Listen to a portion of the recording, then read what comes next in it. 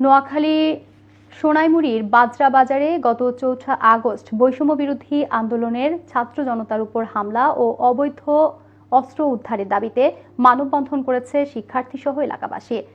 বুধবার সকালে স্থানীয় ছাত্র জনতার উদ্যোগে ঢাকা নোয়াখালী হাইওয়ে সড়ক অবরোধ করে ঘণ্টাব্যাপী মানববন্ধন করা হয়। মানববন্ধনে বক্তারা দীর্ঘদিন ধরে স্থানীয় সন্ত্রাসী জনি, টিপু ও স্থানীয় চেয়ারম্যান মিরন অর রশিদ মিরনের নেতৃত্বে বিভিন্ন বাহিনী দিয়ে ড্রিল মেশিন দিয়ে ছিদ্র করা সহ সাধারণ মানুষের উপর হামলা, চাঁদাবাজি ও নির্যাতন করে আসছে বলে জানায়। অবিলম্বে এই এলাকায় সন্ত্রাস ও চাঁদাবাজদের বিরুদ্ধে অবৈধ অস্ত্র উদ্ধার অভিযান চালিয়ে এই সকল সন্ত্রাসীদের আইনের আওতায় আনার দাবিও জানান তারা।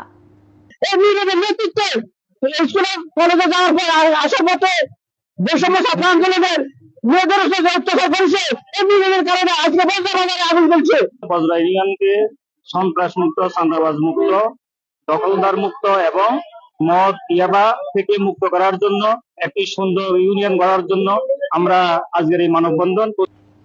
গাজীপুরের